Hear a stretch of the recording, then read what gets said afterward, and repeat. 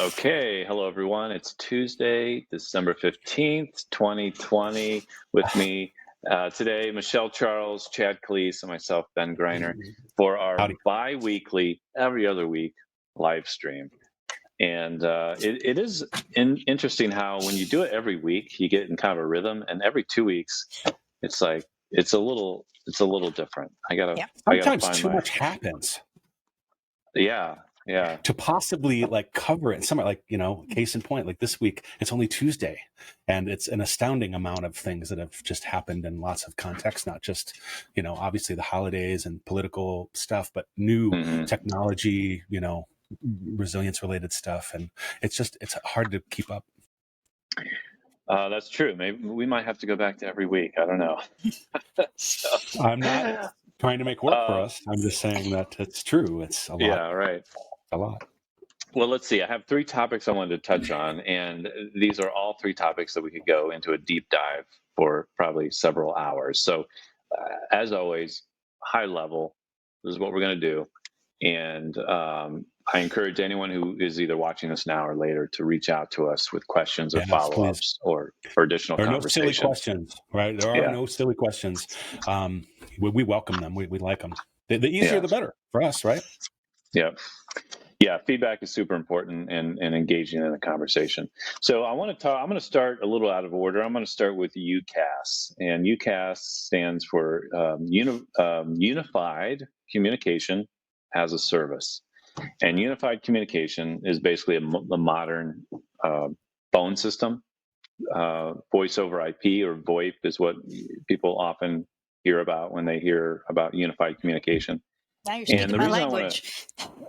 Yeah. Speaking your language? Yeah. Oh, that's right. You used to work with voice over IP. Yeah. Was it the call center you were working with, Michelle? Call center and all the large projects for Northwestern Medicine. Yeah. Wow. So that's huge. And I think the VoIP started in the call centers, or the move to VoIP, and then it trickled down into the rest of us. And now I would guess that if you don't have a landline, a physical AT&T, cable running into your home, then you're probably using some variation of voice over IP. But the bigger umbrella is unified communication. And what that means, Ring Central is what we're using today to host this. So it means video and voice, and sometimes persistent messaging.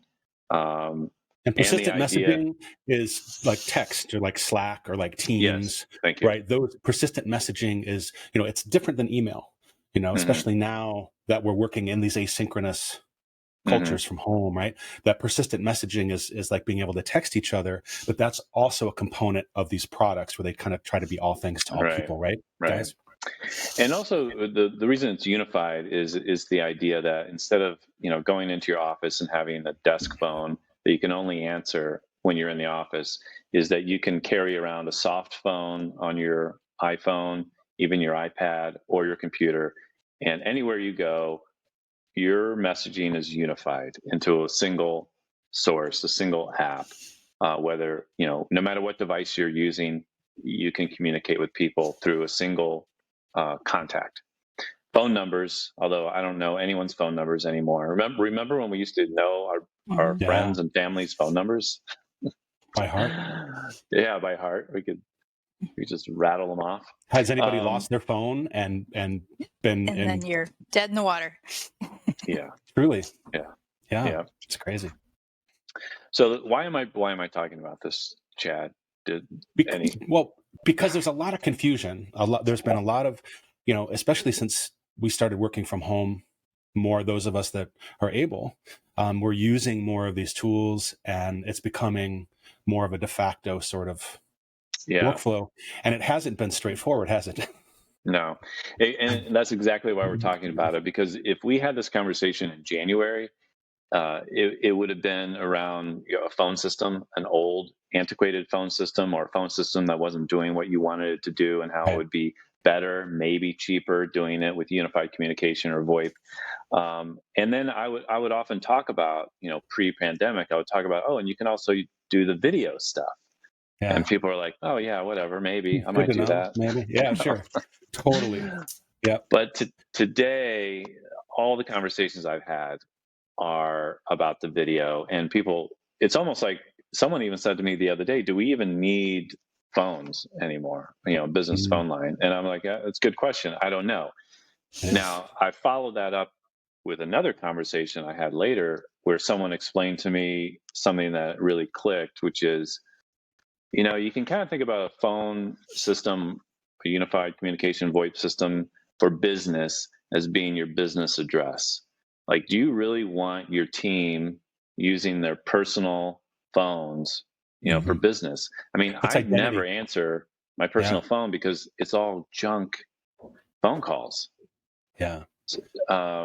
And I said, you know what, that makes sense to me, because when I get emails, and this is weird because I just got one recently from somebody using gmail.com as their email address.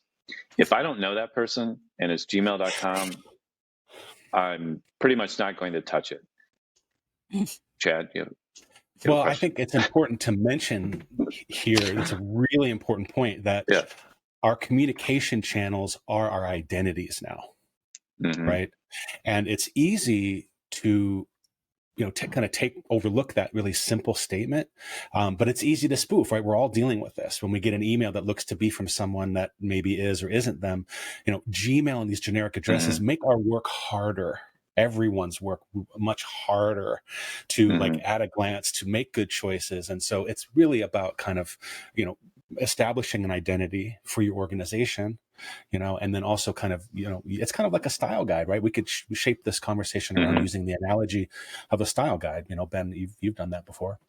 Yeah.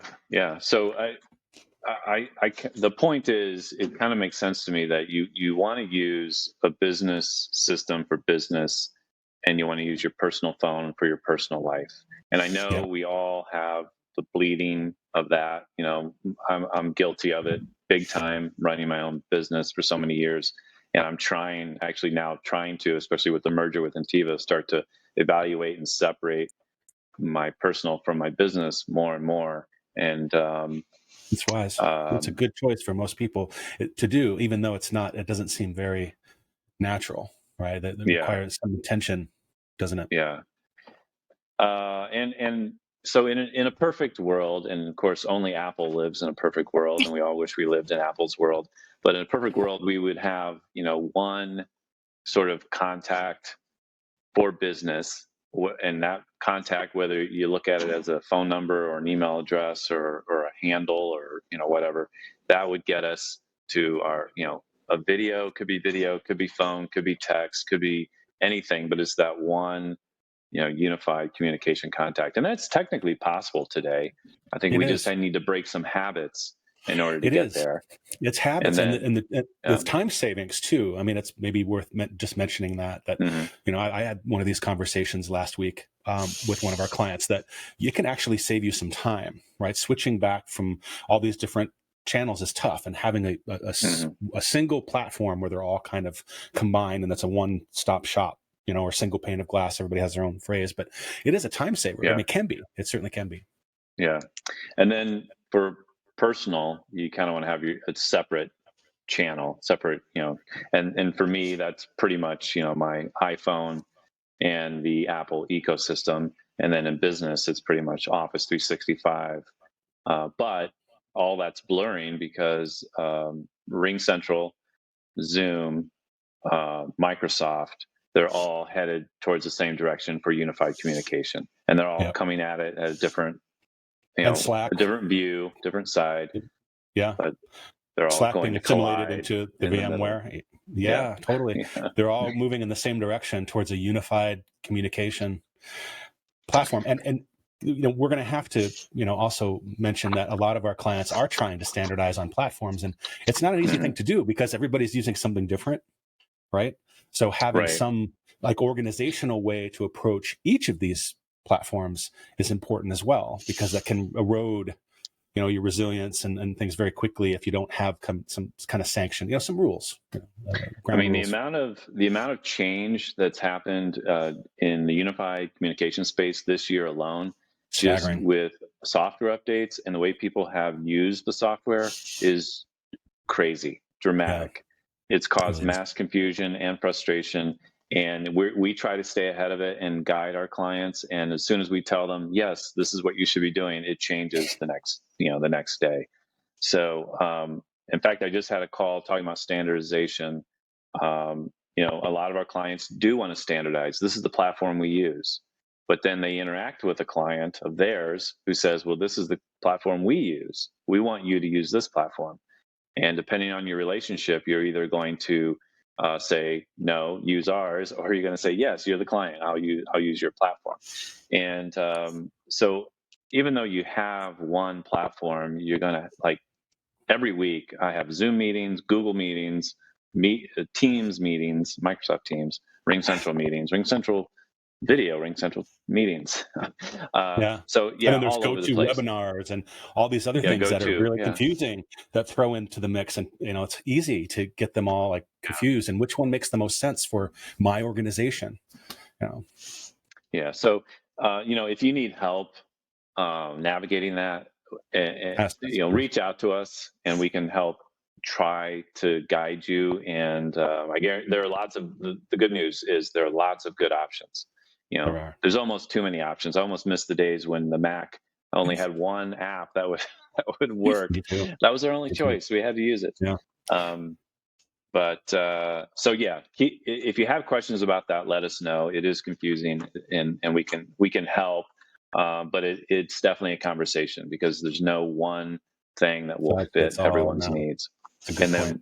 And then we have to make some compromises along the way. So kind of segueing into the next topic, which is MDM and BYOD. These are two acronyms that get thrown around a lot of misunderstanding around what they are. First, let's define what they are. Mobile device management is MDM. And I think Apple claims to have coined that term originally. I don't know if that's accurate or not. I think that's a religious debate, Ben. Yeah, maybe, probably. Like what side of the river do you think Muhammad grew up on? Yeah. I don't know. I don't know about that one.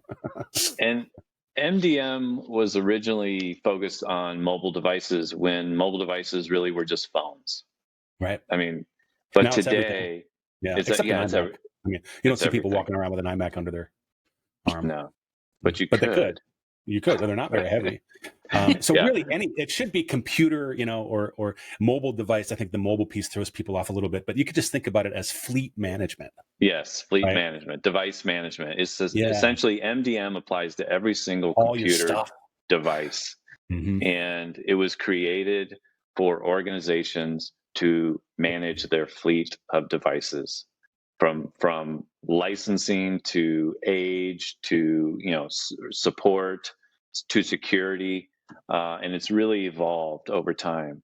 So I would say if MDM was born a few years after the iPhone, it's matured dramatically since then, and it covers everything. And when we manage our clients, we put an MDM solution on all the Macs that we manage, and all the iPhones if we manage your iPhones, and all the iPads. You can even have Apple TVs and mobile device management.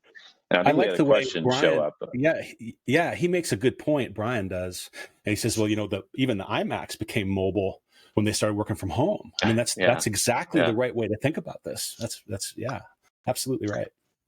I mean, before MacBook Pros were super powerful, I remember video crews, they would just pack up an iMac and take them on location and set them up because they needed that power, and they were relatively easy to carry. Portable. Yeah. A little sharp around the edges a little bit, but relatively pretty easy. So MDM is basically a tool that anyone who's serious about managing technology, you have to have it. More so today than ever, because Apple is headed in the direction of only allowing their devices to be managed with MDM, with mobile device management. And mobile device management it requires a third-party tool. And for the clients that work with us, we bring that tool and we manage it for you.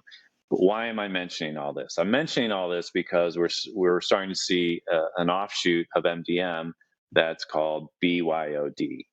And BYOD is bring your own device. Although I've seen some other variations of it. Bring your own what was the one I saw recently? Bring your own dog to work. Yeah. Something like that. I don't know. Anyway, Yeah. BYOD, bring your own device. Um, and BYOD was very popular, or it was supposed to be popular a few years ago, maybe 5 or 10 years ago now.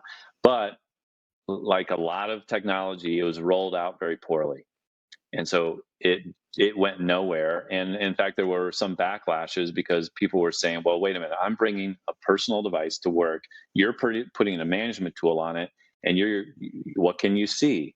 What can you Mhm. do? Why did you erase my phone when I didn't give you authorization to do so?" So there were a lot of problems with it. And Even Apple just recent, socialization of the Mhm, you know the program wasn't, people weren't told about things. yeah. They just, things would pop up on their device and they'd be like, what? So the socialization aspect of those programs can't be overstated. It's really important to make sure that you have a training component or a cultural component to these plans, especially if you want them to be successful, right, Ben? Right. And Apple made a huge jump with iOS 14, and I think it technically started with Catalina. It's definitely in Big Sur.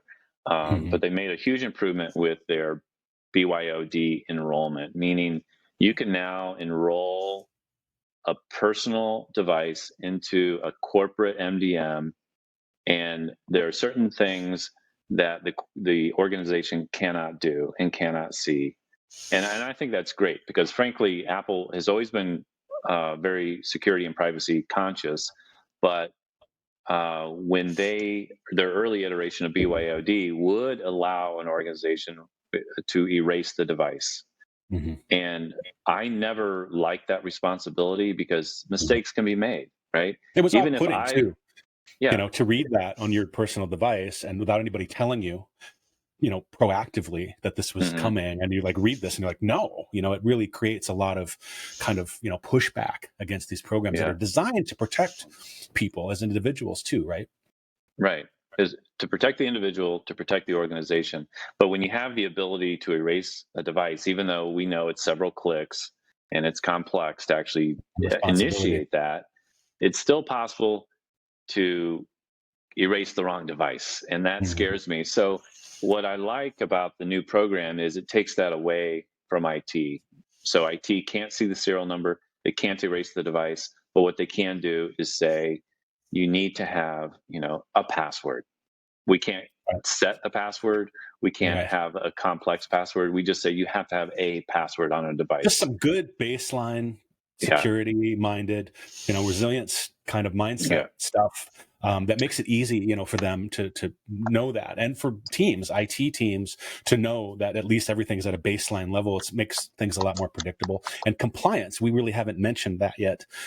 Compliance is requiring this. It's maybe not you per se, someone listening to this, but it might be your client, Hmm. larger client, for example, that is, now compliance is we used to be able to kind of skirt around it, but those days are, you know, long gone. Well, yeah, I was going to say, why are we mentioning any of this? And it's because with people moving home to work during the pandemic, a lot of people have picked up a personal device to get work done. And why would a company want to require a passcode on a device? Why would they do that? They do that because um, they want to give employees access to corporate data, right? Whether it's email, file servers, policies, written People, policies, information. intellectual property, Yeah, whatever it is. But they want to make sure that if something happens to that device, it's lost or stolen, that especially. it's protected in some basic ways. Hmm. And so It's what we're trying to get the word out is that it's a given today that you must have an MDM.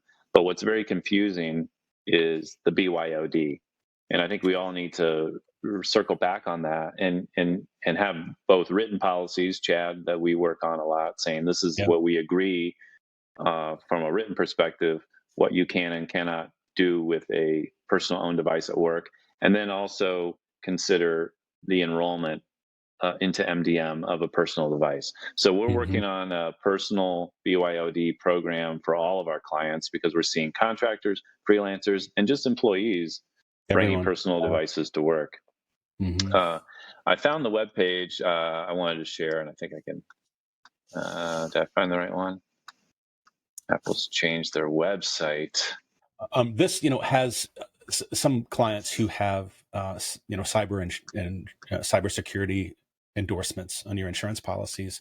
In a lot of cases, putting something like a fleet management tool in place can significantly reduce your premium. I mean, there are some short-term advantages to using these tools as well as the long-term ones. The long-term ones are, maybe self-evident, but the compliance piece is really huge. And, people still steal devices, right? I mean, we had an incident, I don't know, a year ago or so where, a chief financial officer left a laptop on top of a pay station in a parking garage and walked away from it. I mean, it happens, in so many unpredictable ways, and it's just peace of mind is really what it is. Yeah, so this is Apple's webpage, apple.com/business/IT, or if you go to /business, you can click on the IT area, where they talk about user enrollment for bring your own device. And this is the area I wanted to touch on. The MDM functions, the mobile device management functions, are limited on personal devices. So you can do certain things, but you cannot do other things. And that's for personal. And then for corporate owned devices, which is where we tend to live most of the time, although the BYOD is what we're seeing as an area that needs to be addressed today. But this is where we live, and this is, you can do more things to manage the devices. And I will say, some people who don't understand why you would ever need to manage a device, it comes down to the size of a company. If you're one or two people, do you need any of this stuff? Probably not. Not at this level, no. Yeah. But as you grow and as you add more devices, it gets more and more complex. And for security and compliance reasons, you absolutely have to have it, right, Chad? Yeah, and it saves as you time. I mentioned. mean, the time saving piece can't, is, I often forget to mention this too. Sometimes not having clarity around things can be cruel to people, right? And having these conversations and these policies up front with people, whether they're a freelancer or a full-time employee, establishing that channel of communication about these kinds of topics, it can save everyone a lot of time when we start doing these things and introducing new, because it's not going to be the last time we ask something of people, right? When we introduce an MDM program, there's always more, as you said, the stuff changes. And so that communication has to be open all the time.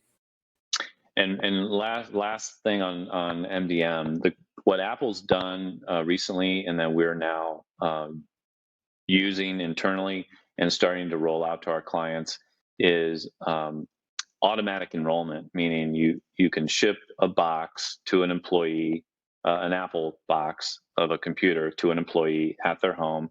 They can tear the shrink wrap off, unbox it, and it automatically the retail experience. It automatically gets enrolled into the organization's MDM system. Additionally, you can tie that computer out of the box into Office 365. So when they log in for the first time, they actually put in their Office 365 credentials, their email address, and their password, and it gets them into their computer. So there's a lot of cool things that are happening and will continue to happen. And this is just laying the foundation for that, meaning getting into an MDM, which if you work with us, we're helping you lay that foundation, and then taking full advantage of that as the feature set grows. So that's keeps pretty much better. What's that? It just keeps getting better too. I mean, that's really a great thing to know, that there are areas of tech that are stagnating and haven't changed that much, but this area in particular we've seen a lot of value in this in a really short period of time. So the last thing I had on my list was security, and we could talk about security every day, all day. But Chad, is there anything you wanted to shout out about security? Well, I mean, this today? week has been rough because of the FireEye. It's only Tuesday. This week has been.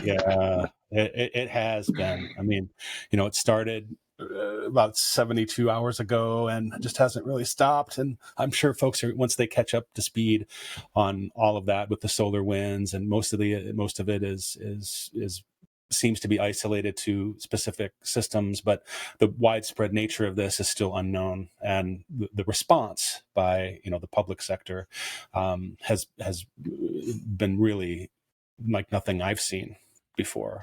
And the people that I work with and that I know who work in, say, like the government sector, intelligence, it's not a small deal. And as it unfolds, we'll have a point of view on some of that stuff, but it's still unfolding. So it's early, too early. It's Well, easy to point fingers and stuff like that. Is there anything we can advise our listeners to do or continue to do from a security standpoint? A lot of the things that we're doing are exactly the right things. It's certainly in the context of awareness and making sure that we're educating each other. That's still the best. The human firewall is what they call it. And it really is true. Like relying on tools, relying on technology to keep us safe is only good to a point, right? We still have to rely on each other and our own good old noodles. So keep doing that. That is still has a ton of value, and take some of it with a grain of salt. If you're reading about this FireEye, SolarWinds incident that happened recently, and if you have any questions, bring them to us. There are no silly ones, and we're happy to share our point of view. Yeah, I think my takeaway always is we can't stop talking about this. The importance of being aware of the threats that are out there, not reusing passwords, using secure passwords, using a password manager. We're going to have another live stream where we talk about password managers. We've done it a few times, but I think we got to just keep doing it because there are too many people out there that are still not using a password manager. And the new 1Password and the built-in Safari tools that it has is super slick. Huge time saver. Again. Yeah. Especially for logging in with two-factor. It's really nice. So yeah, two-factor, turn on two-factor, and just be, trust but verify. Don't just blindly trust but verify. That's right. And when you find something, I think one of the things we could speak to is when these kinds of incidents happen to companies, it pays to just be transparent. And the SEC filing that SolarWinds submitted a few hours ago was, it's tough. It's hard to be transparent. It's hard to underpromise, or overdeliver, or, it requires a little bit of finesse. And maybe we can learn from some of the mistakes that were made. And these are always opportunities to improve. So pros and cons. Yeah. And not just for the business, but for individuals. Talk to your family and friends about it. I got a call last week from my father-in-law, and turns out that he and his wife got a call. Somebody said that there was an issue. They wanted to upgrade the firewall. They allowed them to do this, and essentially gave them access to their computer system. So, few $1,000s later and ransomware, and now they've got to, trash that computer and start over. So, I had a conversation with him about how he's got to change his passcodes. He's got to be diligent about his bank accounts. He's got to assume that those criminals basically has his entire computer. And anything that was on the computer is now, theirs. And it's going to be weeks, if not months, of cleaning that up. Chad, we know that from experience. It's a process, right? And there's nothing stopping. Here's the downside to not using password managers and not using 2FA and reusing passwords is when we do that, we make it really easy for these criminals, to just pull our number and make today the day that we got to deal with this. And if we don't button that up, right, it may give us some temporary relief of getting back to normal. That's natural. It seems to be natural for most of us. But in not cleaning that up and not, going through some protocols that are tried and true, there's potential for that to come up later, for them to come back and say, I'm going to release this information that I got from you during this ransomware attack on the public internet if you don't pay me again. Right?